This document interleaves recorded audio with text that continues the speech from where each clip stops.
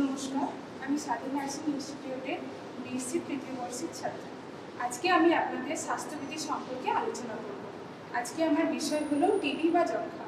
আপনারা নিশ্চয়ই যক্ষ্মার কথা শুনেছেন। আজকে আমি এই ভিডিওতে যক্ষ্মা কী কারণে হতে পারে এবং তার লক্ষণ এবং হয়ে গেলে কীভাবে তাকে প্রতিরোধ করব এবং তার প্রতিকার কী, তাহলে আশা করি আপনাদের এটা ভালো লাগবে। এবার জেনে নিই যক্ষ্মা কী। যক্ষ্মা হলো একটি বায়ুবাহিত এবং ছোঁয়াচে রোগ, যেটি মূলত মাইক্রোব্যাকটেরিয়াল টিউবারকুলোসিস নামক এক ধরনের ব্যাকটেরিয়ার কারণে হয়ে থাকে। এটি আমাদের ফুসফুসকে আক্রান্ত করে। এবার যক্ষ্মা তো কী জানলাম, এবার যক্ষ্মা কী কারণে হতে পারে। যক্ষ্মা মাইক্রোব্যাকটেরিয়াল টিউবারকুলোসিস ব্যাকটেরিয়ার কারণে হতে পারে। এছাড়াও আমাদের বাড়িতে যদি কারোর হয়ে থাকে সেখান থেকেও এই জীবাণু ছড়াতে পারে। এছাড়াও যদি নিয়মিত ধূমপান জাতীয় কিছু যদি ব্যবহার করা হয়, দ্রব্য জাতীয় কিছু যদি ব্যবহার করা থাকে, সেখান থেকেও কিন্তু আমাদের যক্ষ্মা বা টিবি এই রোগটি হতে পারে। এতক্ষণ জানলাম যে যক্ষ্মা কী এবং যক্ষ্মা কী কারণে হতে পারে। এবার আমরা তাহলে জেনে নেব যক্ষ্মা রোগের লক্ষণ। যক্ষ্মা রোগের মূলত 4টি প্রধান লক্ষণ দেখা যায়। এই চারটি প্রধান লক্ষণের মধ্যে যদি একটি আপনার মধ্যে দেখা যায়, তাহলে কিন্তু আপনারা স্বাস্থ্যকেন্দ্রে যোগাযোগ করবেন। এই 4টি প্রধান লক্ষণ কি না, রাতে ঘাম দেওয়া। হঠাৎ দেখুন ঘুমিয়ে আছেন, হঠাৎ করে ঘুম ভেঙে গিয়ে প্রচণ্ড গায়ে ঘাম দেবেন। এছাড়াও খাওয়ার খিদেটা একদম কমে যাবে, আর খিদে কমে গেলে ঠিকঠাক আমরা তখন তো খাওয়ার খেতে পারবো না, তখন আমাদের ওজন কমতে পারে এবং তার সাথে থাকতে পারে কাশি। এই 4টি প্রধান লক্ষণ। এছাড়াও আর কি হয় না, রক্ত বমি হতে পারে, জ্বর হতে পারে।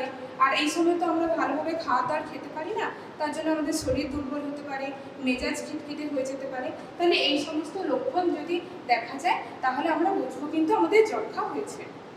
এতক্ষণ জানলাম যে যক্ষ্মা কী, যক্ষ্মা রোগ কী কারণে হতে পারে এবং এর লক্ষণগুলো। এবার জানবো যে যক্ষ্মা রোগকে কীভাবে আমরা প্রতিরোধ করব।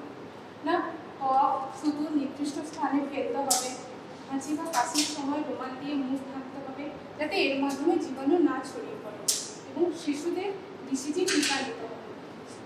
বাড়ির পরিবারের সবাইকে খেয়াল রাখতে হবে যাতে বাচ্চা জন্ম হওয়ার পরই যেন BCG টিকা নেয়। এবং এই সময় ধূমপান নিষেধ করতে হবে, যাতে কোনো ধূমপান জাতীয় কিছু যেন দ্রব্য ইউজ না করে। এবার জানলাম যে যক্ষ্মা কীভাবে আমরা প্রতিকার করব। এবার এই যক্ষ্মা রোগের প্রতিরোধগুলি কী? মাস্ক ব্যবহার করতে হবে।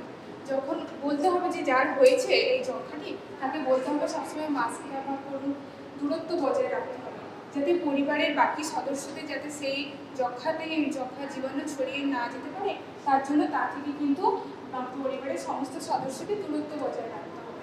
কাশি ও হাঁচির সময় মুখে ঢাকা দিতে হবে। এটা তো ছোঁয়াচে রোগ, আমরা প্রথমেই জানলাম। তাহলে যখন ওনার কাশি বা হাঁচি হবে, তখন যেন তাদের নিজস্ব রুমাল দিয়ে মুখটা ঢেকে তারপরেই যেন কাশি বা হাঁচি করে। এবার সঠিক ও সচেতনভাবে স্বাস্থ্যবিধি মেনে চলতে হবে। আমাদের এই সময় কিন্তু নিজেদের পার্সোনাল হাইজিনগুলো কিন্তু মেনটেন করতে হবে। এবার নির্দিষ্ট জায়গায় কফ বা থুতু ফেলার অভ্যাস করতে হবে। নির্দিষ্ট জায়গায় যার হয়েছে তাকে বলতে হবে যেন এক সাইডে বা কোনো একদিকে যেন নির্দিষ্ট স্থানে যেন কফ বা থুতু ফেলে। এবং বাড়ির বাকি সদস্যকে বলতে হবে সবসময় যেন জুতো পায়ে রাখেন, কারণ ওই থুতু যদি পায়ে লাগে সেখান থেকেও কিন্তু আমাদের জীবাণু ছড়াতে পারে। তাহলে আজকে আমরা কি জানলাম যে যক্ষ্মা কী কারণে হতে পারে, এর লক্ষণগুলি কী এবং একে কীভাবে প্রতিরোধ করব, এবং কারোর যদি হয়ে থাকে তা সে কীভাবে এটাকে প্রতিকার করবে।